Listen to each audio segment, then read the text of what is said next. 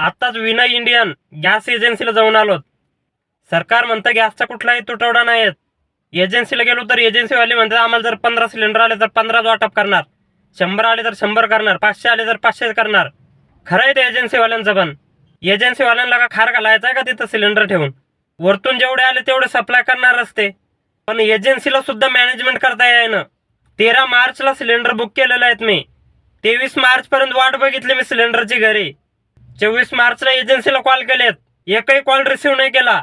आणि 25 मार्चला परत कॉल केलेत, त्याच्यात 10-12 कॉल केल्यानंतर एक कॉल रिसिव्ह झाला. आणि त्या कॉल रिसिव्ह झाल्याबरोबर मला सांगितलं की मी हॉस्पिटलला आहे, त्याच्यावर काहीच नाही. आज 27 मार्चला सकाळीच उठलो, आंघोळ गिंगोळ काहीच नाही करता डायरेक्ट एजन्सीला सिलेंडर घेऊन पोहोचलो. आणि तिथं गेल्यानंतर एजन्सीवाले सांगतायत की सिलेंडर आम्ही आता घरपोच देणार आहेत. मग एवढा दिवस तुम्ही काय करत होते? अरे सामान्य जनतेची नुसती परेशानी करायला लावली तुम्ही. एकतर कॉल घेत नाही, आणि कॉल जर घेतला तर मी दवाखान्यात आहे.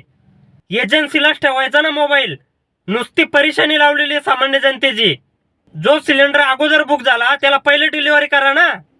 अरे जो व्यक्ती 2 दिवसापूर्वी सिलेंडर बुक करतो त्याला एजन्सीला जाऊन सिलेंडर मिळतं. मग आम्ही 15-20 दिवसापूर्वी बुक केलेलं सिलेंडर आतापर्यंत आम्हाला का नाही? ही चुकी कोणाची? एजन्सीच नाही का?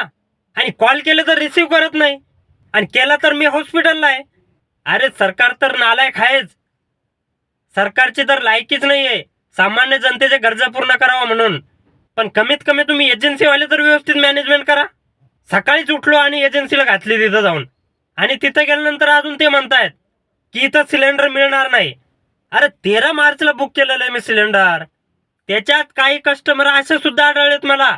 एक आर्मीवाला आहे हर्सूल मधला, त्यांनी सिलेंडर तर बुक केलं आणि डिलिव्हरी देखील झाला, पण सिलेंडर त्याला मिळालं नाही. मग डिलिव्हरी कुठं झाला? हे एजन्सीचं काम नाही का बघायचं?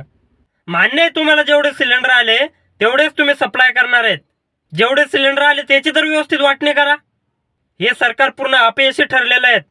सामान्य जनतेच्या याच्याकडून गरजा पूर्ण होईना झाल्यात, पण परेशानी मात्र एवढी व्हायली की भयंकर. गॅसची वेगळी, पेट्रोल डिझेलची वेगळी, आणि वरून म्हणताय की तुम्ही अफवा पसरवतायत. अरे कायच्या ढेकळाच्या अफवा? प्रत्येक पंपावर जर बघितलं 200-400 फुटावरती लाईन आहेत. मान्य युद्ध चालू आहे, परेशानी होणार आहे थोडीफार, पण एवढी भयंकर परिस्थिती? मग तुम्ही एवढे दिवस काय बोलाव तेवढं कमी या नालायक सरकारला.